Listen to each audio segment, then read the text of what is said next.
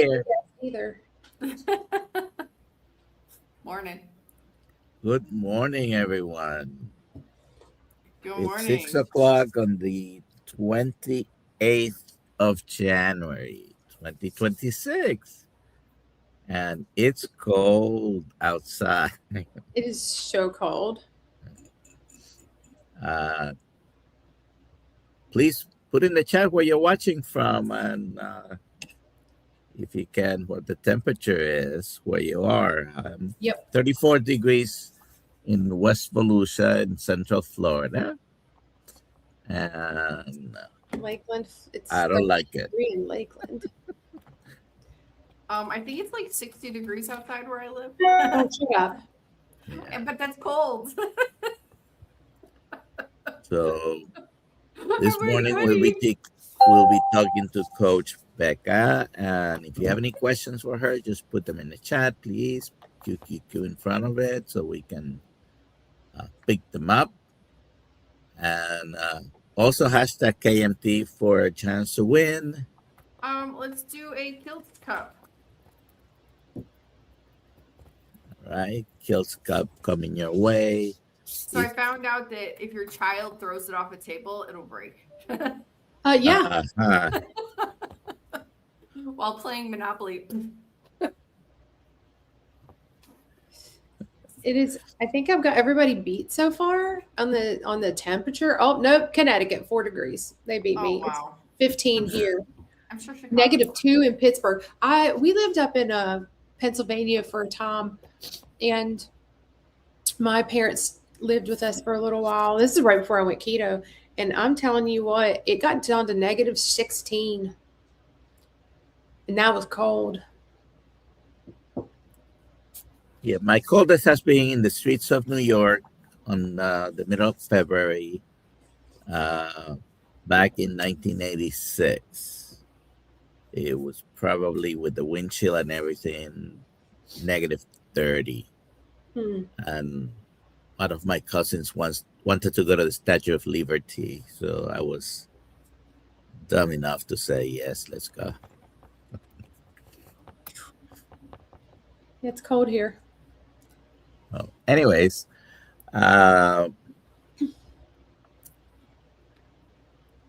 let's 4 degrees in West Virginia.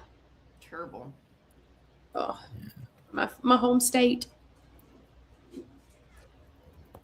Which one is your home state? West Virginia. West Virginia, okay. West Virginia, I remember the song Mountain Mama. Okay.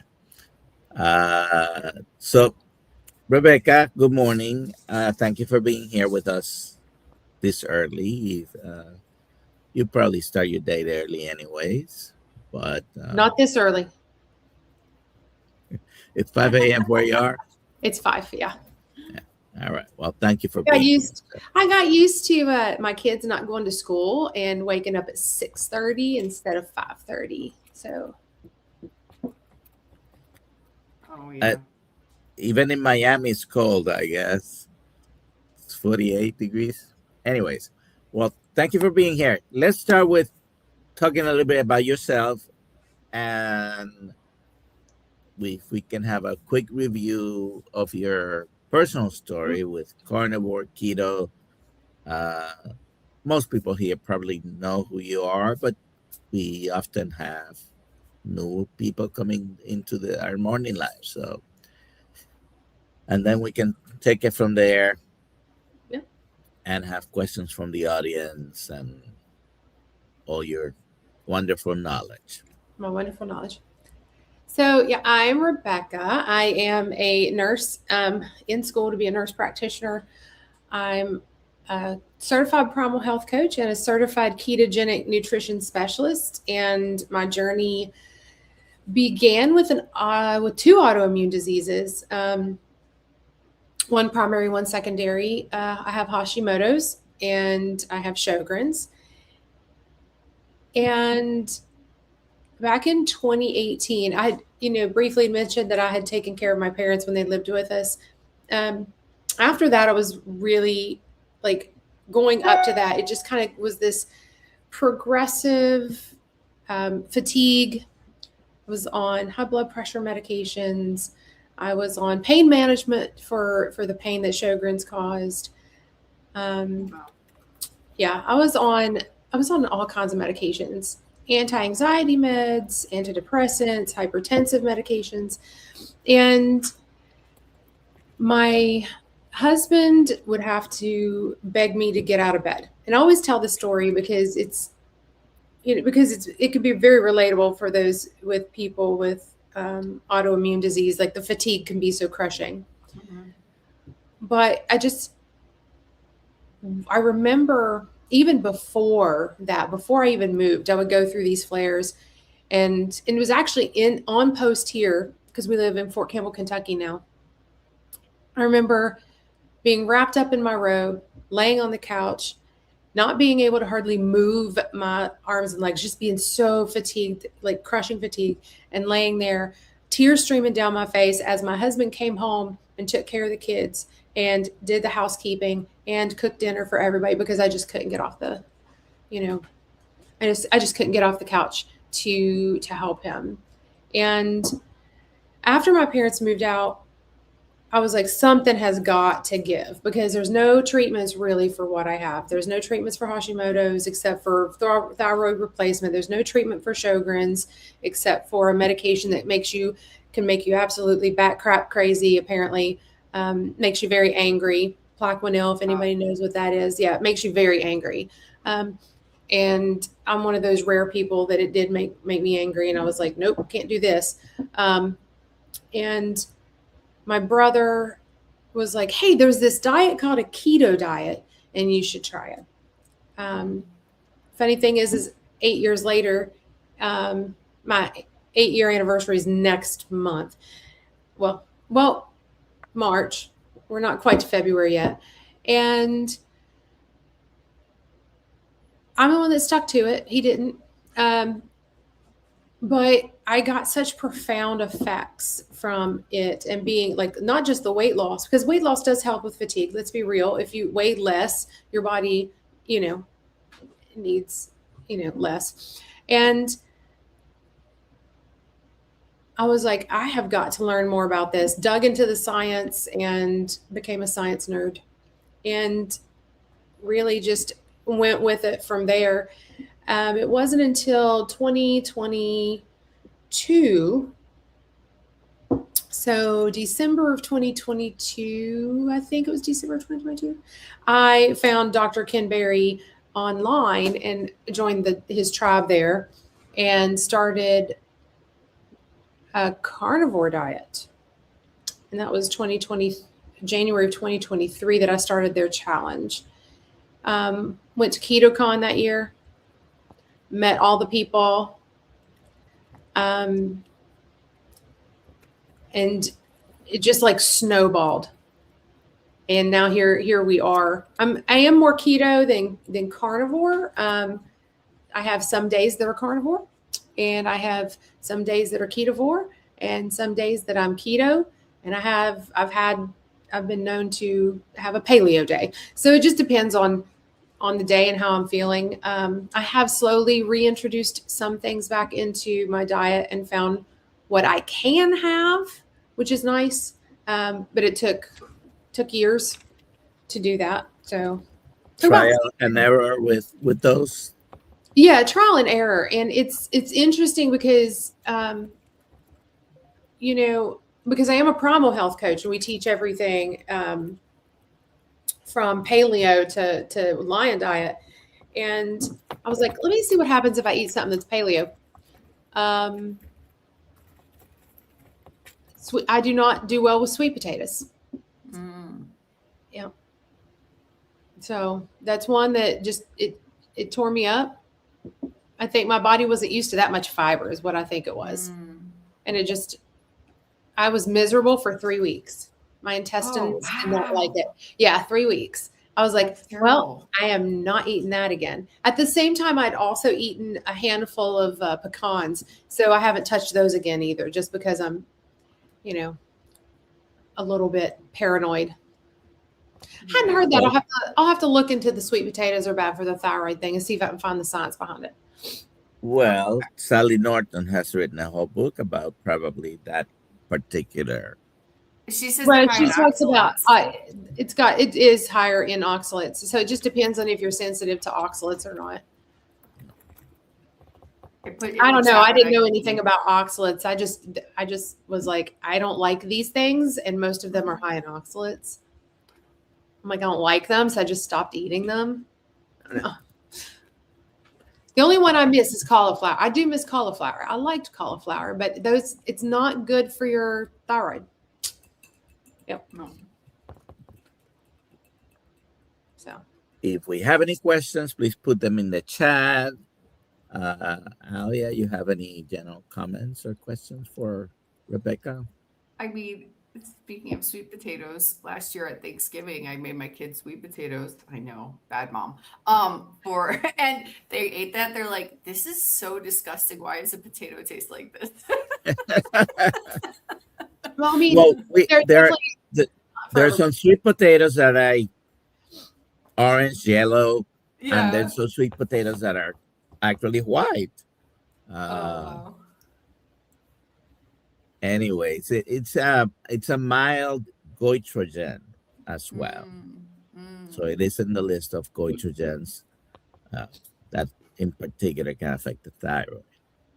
Well, let me check and see if there's any questions. Candy, I did that too. I can't remember what it was.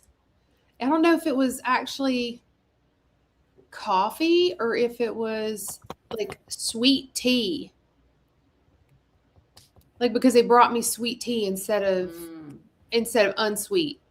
Because I like my tea unsweet anyway. Like, I like the bitter taste. I like black coffee. I'm weird. But it's like, it's cloying. It's like when you eat something that's that, sweet and you haven't had it in a long time, it's almost like it gives you this weird feel in your mouth.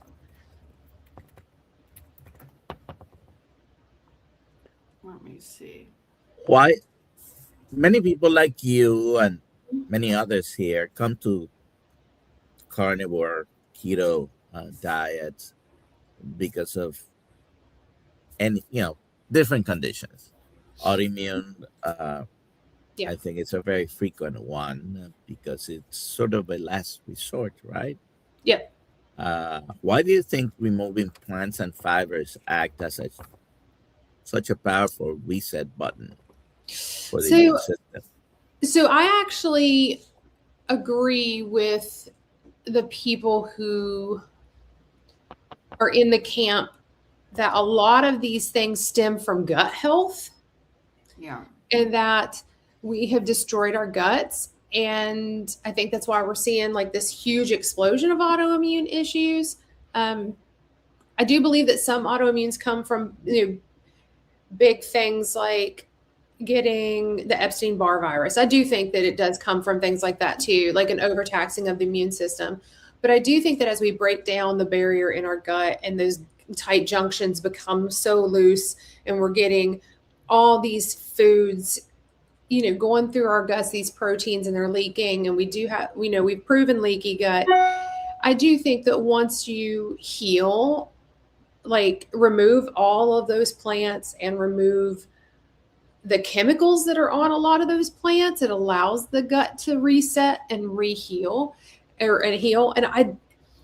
But there's some people that can't do that. And I'm not sure.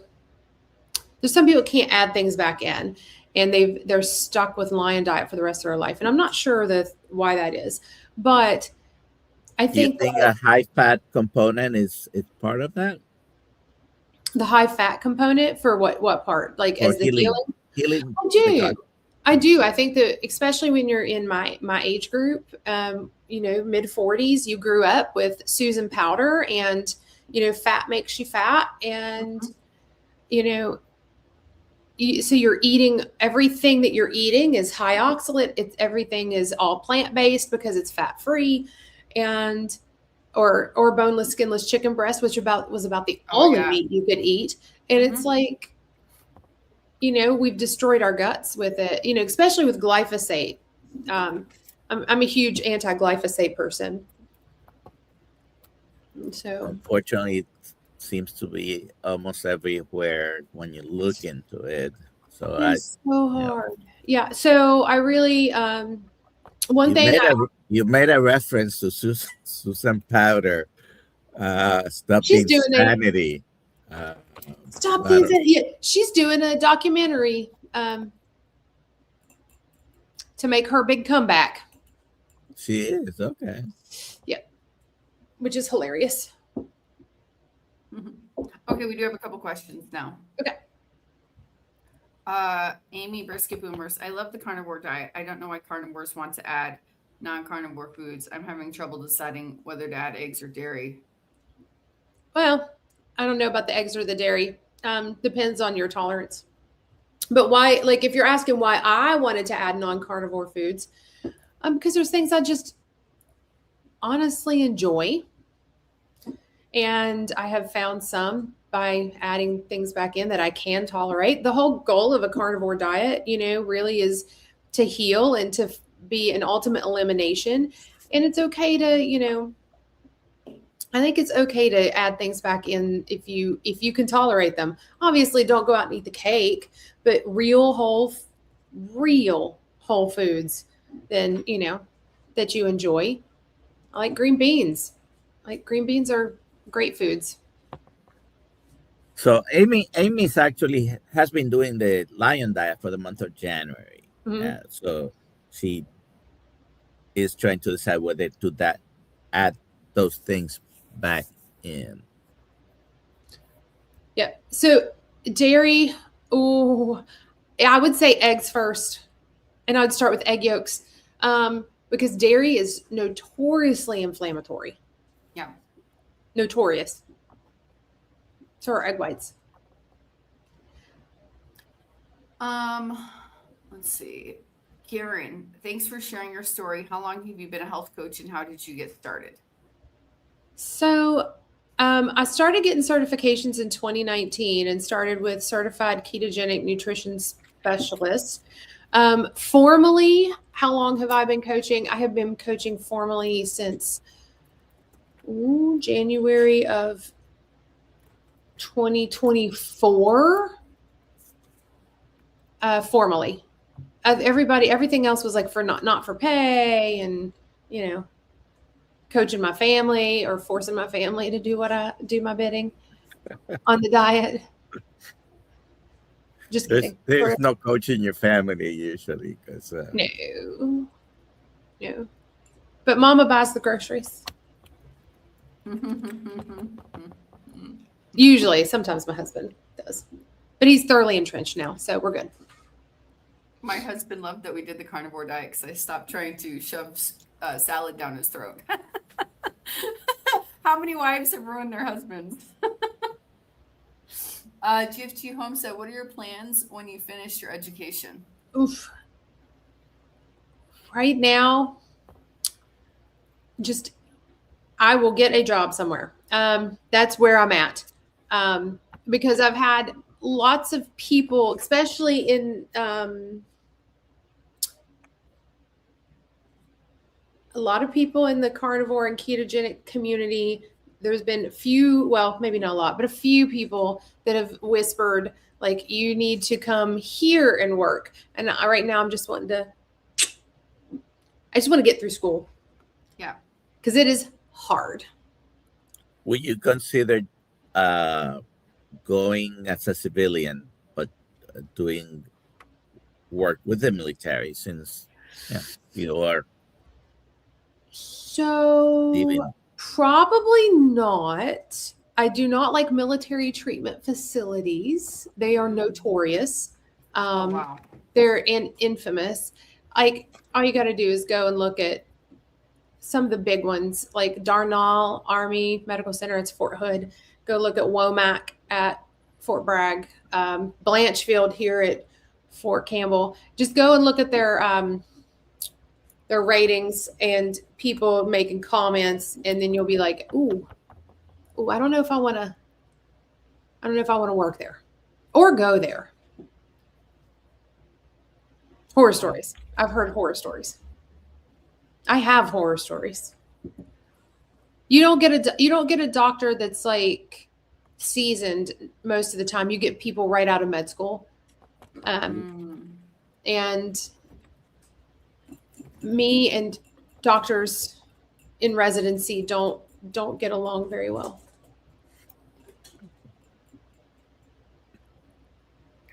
Let's do the next question. Let's see.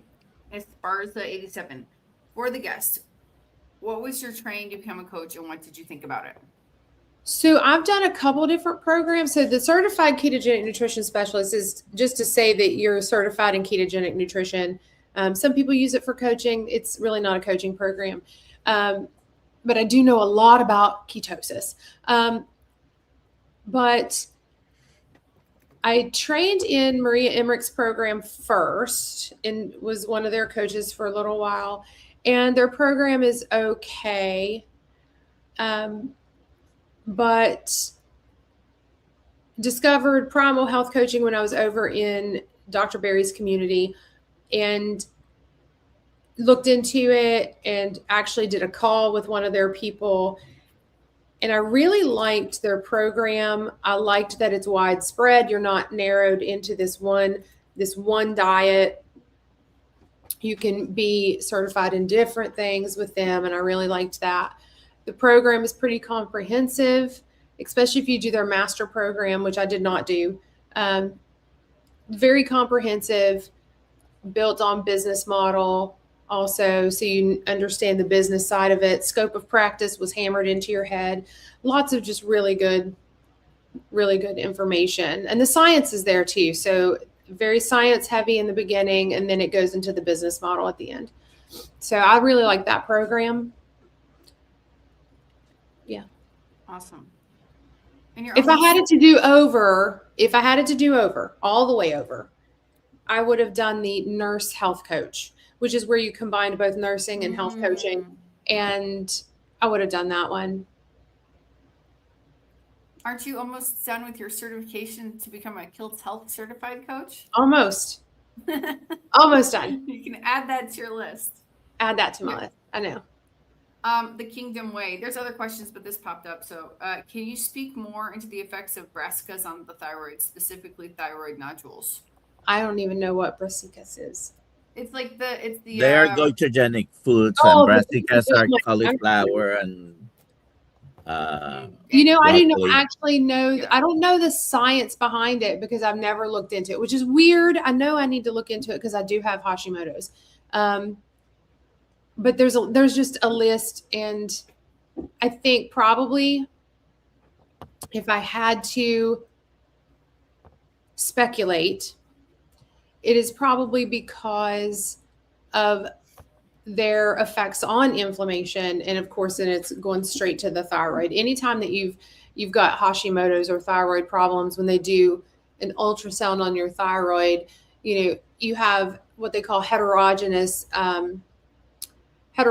inflammation and swelling across the thyroid. And it will go in and affect small cells more than others. I have actually some of my lymph nodes that have started to have swelling. Now it's been a few years since I've had a thyroid ultrasound. But it starts to affect all of it in there. And it's not just the thyroid. It actually starts to affect the muscles and the nerves that actually go into the voice box too, and the muscles around the vocal folds, which is why you hear, like, I have some, every now and then I've got some hoarseness. Yeah, they might block the iodine receptors. Yeah, which I am not one of those people that feels like people need to supplement a bunch of iodine, though. If you have thyroid issues, I would much rather have people eat thyroid rich food, or iodine rich foods, like eating shellfish, or seaweed. If you want to, there's like ground seaweed you can sprinkle over your food. Lloyd, Rebecca, how is your nurse practitioner school progressing? It is, well, slow. No, so I've still got a 4.0, still doing well. I have the class I'm in now plus 2 more and then clinicals. How long does that take to get through all that? It will be, I'll have 6 to 9 months of clinicals. So that'll start in July. So whatever 6 to 9 months from July is. Next year. Yeah, sometime at March-ish.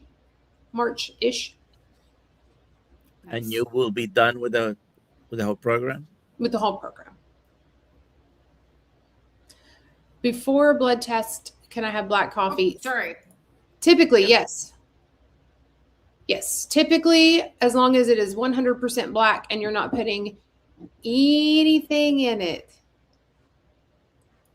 Oh, my buddy Jonathan's in the chat. Carnivore muscle. The real Dr. Nelson has a question. In your nursing experience, have you seen correlation between high carb standard diets and the rising rates of conditions like Hashimoto's, lupus, or RA? I have not put it together that it is a high carb. Listen, like, all these people eat high carb and all these people eat low carb. These people have it and these people don't. But what I can say is that typically people are not a healthy weight.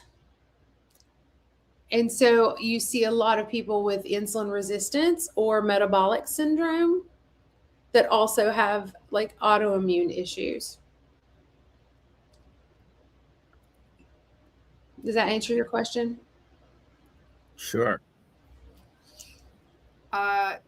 Chuck, I just wanted to read this. A bill went to Michigan House Committee. They approved a bill that would change the state's ban on raw milk sales. If passed, it would allow farmers to sell directly to consumers. Hope for all the states. Well, that's great news. That is great news. Karen again, where is the program for a nurse health coach? I'm a nurse currently in the KMT course and taking courses at the Nutritional Network. So that is the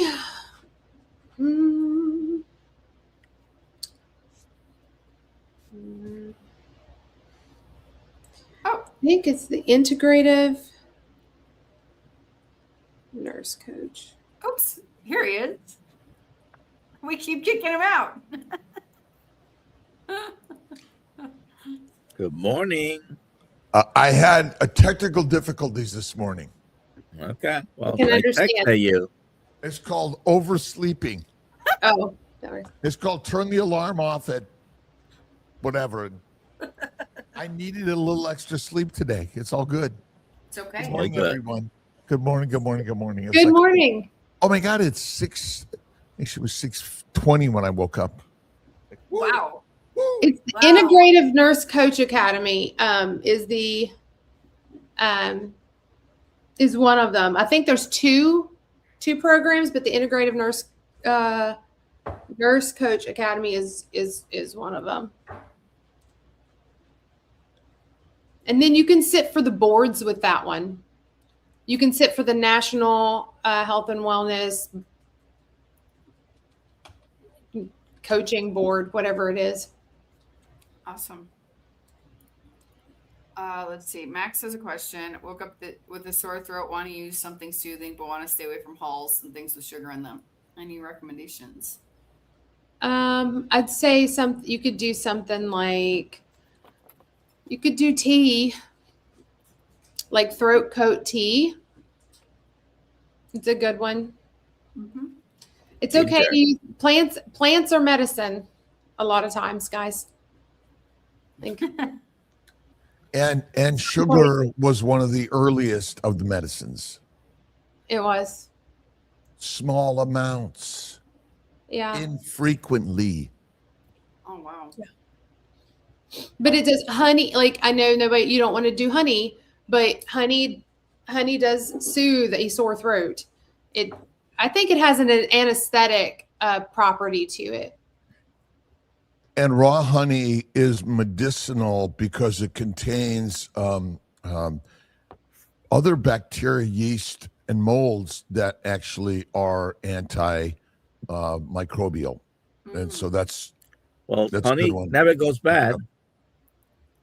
Also, Nope. like butter. I've never seen it. I've never seen it mold. I've never seen it mold. Well, there have been some honey found that it's thousands of years old. And it's still okay. Oh, that's what I have in my cupboard. Is thousands of years old. Well, yeah, you were around. Yes, I was, wasn't I? How do plant defense chemicals like lectins, oxalates, and phytates specifically trigger an overactive immune response in sensitive individuals? Coach Rebekah. Honestly, I think this all goes back to gut health. Personally, I think it goes a lot back to gut health, especially if you're not healing.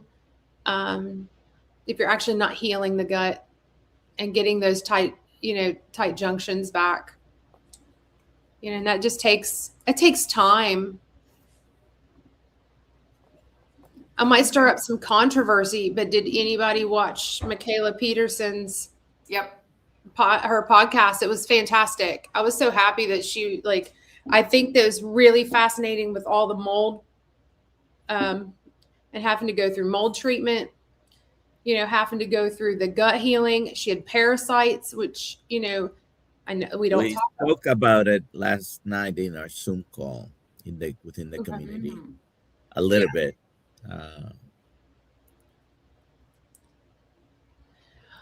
I mean, was it still good?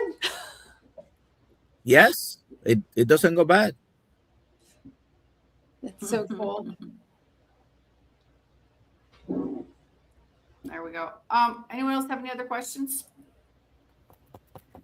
By the way, some wound specialists use it. Yes, they do.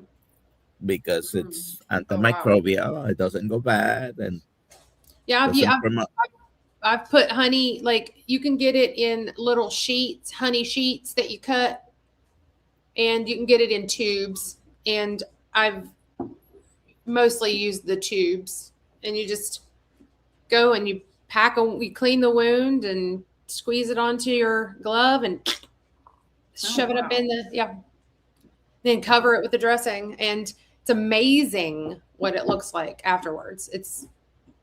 Do they have that in hospitals, or is this just a home remedy? No, this is stuff for like wound care specialists. Like when I've had to go out in hospice, we would have some physicians do prescribe it as part of the wound treatments. Yeah. And it's usually us nurses that are recommending it. It's so hilarious on wound care. Well, we're like, hey, can we get this? Yes, you can get that. The real healers are nurses. My fertility center is run by the nurses, and they're the most important healthcare practitioners in the world. So I think this separation of church and state, or doctors and nurses, is ridiculous. By the way, really great book, Most Delicious Poisons by Noah Whiteman. And really, plants. We're not saying plants are like, oh my God, don't ever touch them. They have immense value. Actually, plants, because of plants, we're all alive.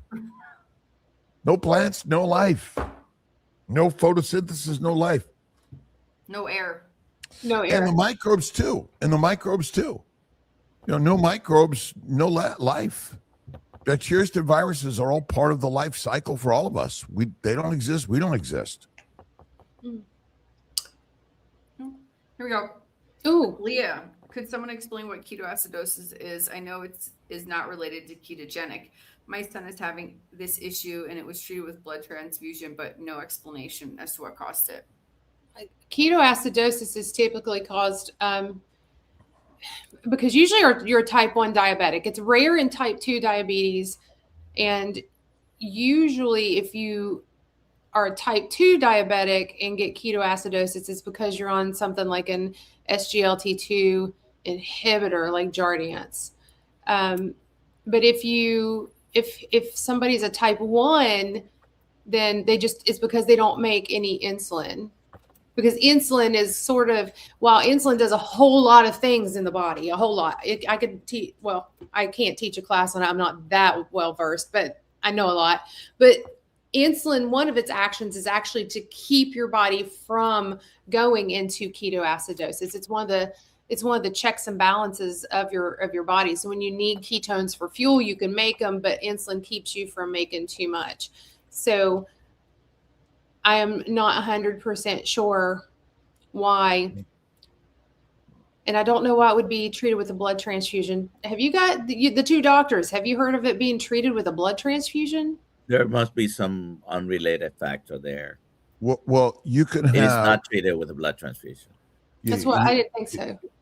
Unless you were going through some septic shock and hemolysis, that would be the only way. But you can also have significant sepsis, and with sepsis often comes comes a acidotic state, and ketones can show up in lots of ways. But I don't believe the ketones are the cause of the acidosis. It's and you'll see it in hyperglycemia, which causes a ion shift, which causes the actual acidosis as one of its biggest problems. But you're right, Rebecca, that it really is lack of insulin basically doesn't allow you to make fat. And so people continue to eat and eat and eat. If you actually were a type 1 and didn't eat and had enough fat on your body, you would not go into ketoacidosis. Because insulin's job, in my opinion, which is different than pretty much everyone else, is really very narrow. It's to make fat in the liver. And we've remembered the scientists have made such complicated nature out of nature when there's some simplicity to all of it. We are hyperphagic in a sugar environment because we're supposed to be, because it wasn't around very often. Honey and all the sweets, when you found it, you better eat a lot. And you're going to have to fight for it. Oh my God. Forage and fighting, right? They all go together, right? It's not an easy environment. I was at dinner with someone last night and said, well, life is much more stressful than it used to be. I'm sorry. Like, you've got easy street in our life today. It's a different type of stress, though. It's a whole other type of stress, though. Well, we make it, our minds are made up of like, oh my God, it's like, ultimately, you don't have to hunt and gather for your food. It's delivered, right? You could stand on a corner and it'd be given to you. Yeah. But 50,000 years ago, you had to fight for it and forage for it and hunt for it. And bulls are not going to let you kill them easily. Or the woolly mammoth. They definitely want to live. Yeah. Oh, go ahead, Dr. Kiltz. Something simple to all of it that we're just, we're missing. Oh. So, well, it depends. I've actually not had one on corticosteroids, but I have had them on biologics. And one patient, super interesting. He's an athlete, like, it's a very interesting athlete, and similar to a gymnast, and he needs the use of his hands on rings a lot. And he has RA, and he came to me. He's like, I've been doing, carnivore, and I just can't get the inflammation to finish coming out of my shoulders and my one hand. Here's how I eat. And we talked about everything else too, because we always talk about the 4 pillars. I talk about their nutrition, their sleep, their stress management, and their exercise. And I was like, you're going to hate me, but we need to take out dairy. He's like, I was afraid you were going to say that. I was like, I know, I'm sorry. And he did. And within a month, we were able to start looking at weaning him off the biologics, and he's still off the biologics.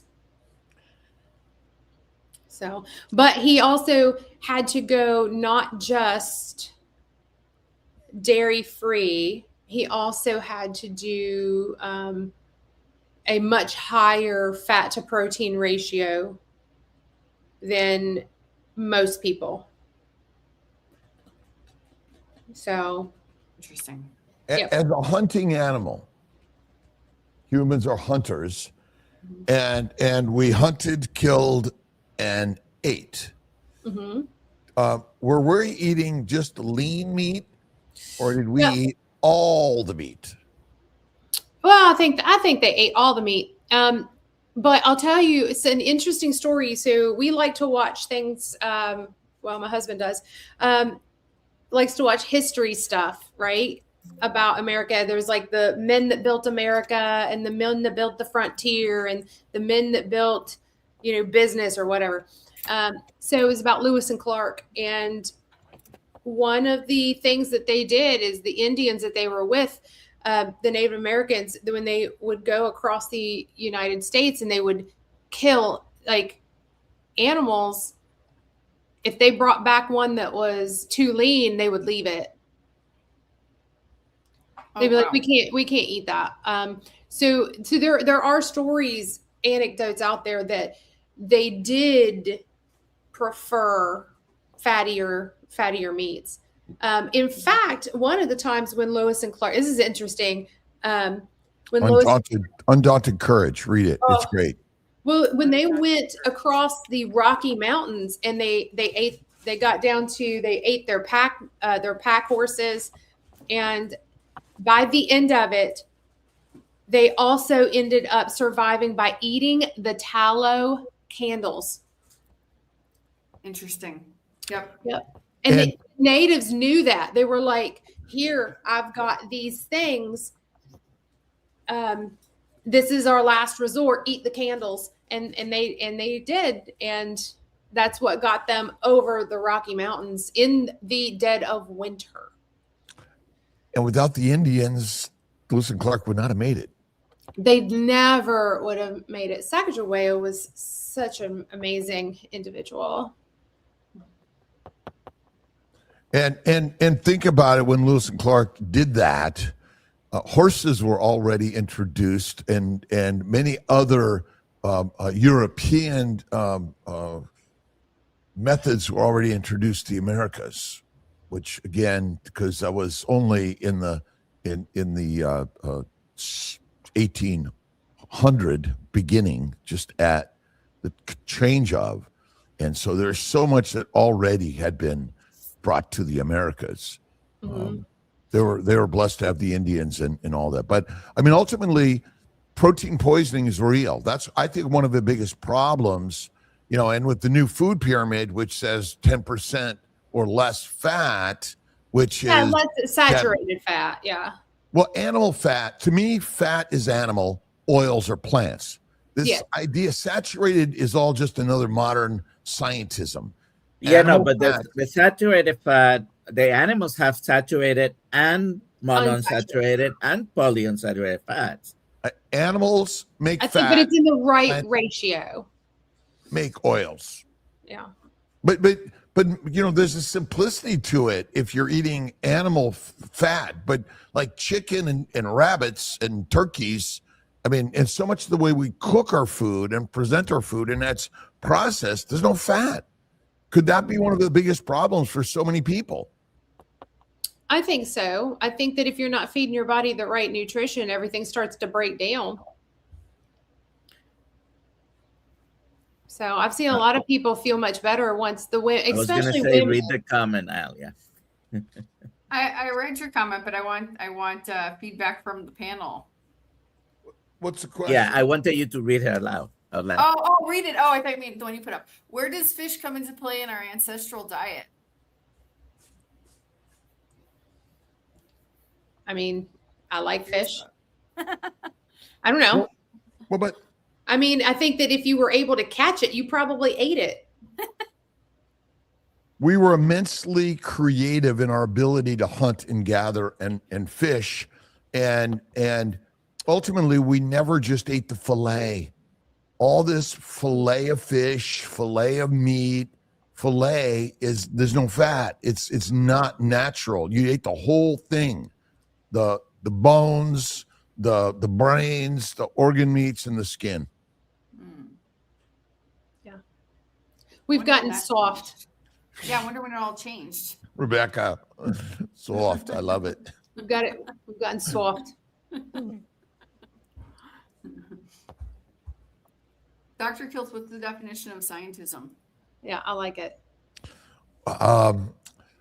Basically claiming that science has more truth than spirituality, which is false.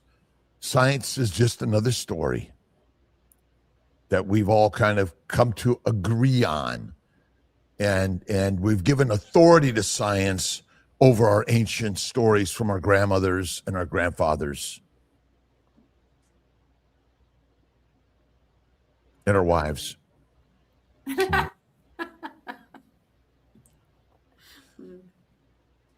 ears, 1 mouth. Use the ears more than the mouth.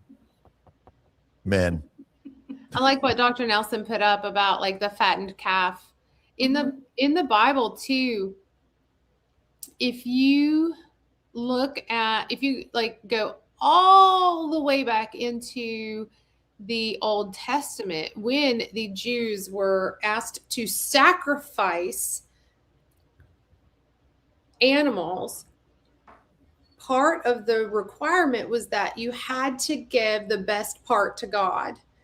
And they gave the best part was like he demanded the fat, and that was the best part of the animal. And so as a pleasing aroma, and it's like I find that's interesting because that's what God says that the best part of the animal is also. So Yeah, it's not the only example in the Bible. Definitely there are multiple, but usually the fatter animal was prized. Curves cure. Curves cure. they say thick thighs save lives. There's a reason women continue to carry the fat. Yeah. And we chastise fat and obesity, which is absolutely incorrect. Obesity and fat causes no disease. Visceral fat, subcutaneous fat, intramuscular fat, and perirenal fat causes no disease. The disease is caused by plant protein, low-fat diet, period, and no fasting. We're not grazing animals. Ew. In Asia, the eye of the fish is selected first. Wow. What's in the eye? Because in Asia, like many other parts of the world, they still honor the ancient philosophy. I was having a conversation with someone last night and was like, "Oh, the Bible, that's bullshit. Science." I'm like, "Okay. You're going to war carrying a Bible, not Scientific America, I'm telling you." He said, "Well, I'm bringing tobacco and alcohol." I said, "Okay, go at it." You had a fun conversation last night. Oh, it was interesting. Very, very interesting. Oh.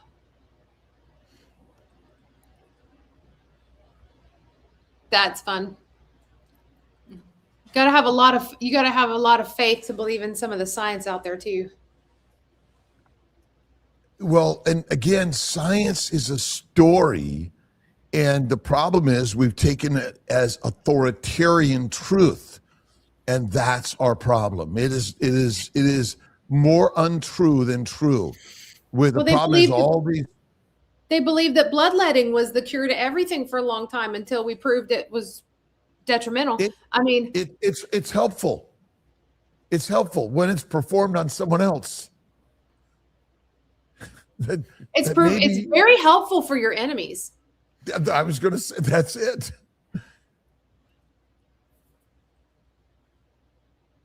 All right, let's see. Let's see what we can see. Let's see what we can see. Speaking of C, the eyes are high in vitamin C. Oh. I went and got my eye examined. I hadn't had my head examined in a while, but they stuck just to my eyes, which was okay. And the cornea, macula, all looks amazing. There's not, the vessels really look. There's no calcium deposits. Oh, that's good. It is good.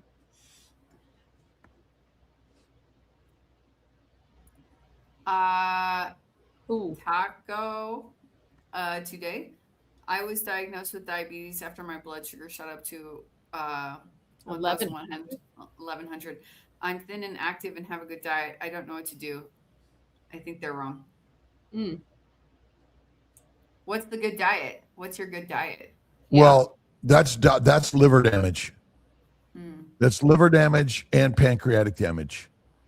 Hepatorenal syndrome or hepatic and multi-organ system damage, but 1100 is absolutely likely you have loss of your insulin and or liver damage or both.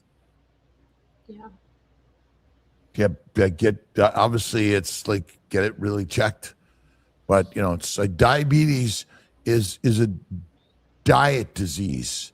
The lectins, oxalate phytates are likely part of the cause and the culprit.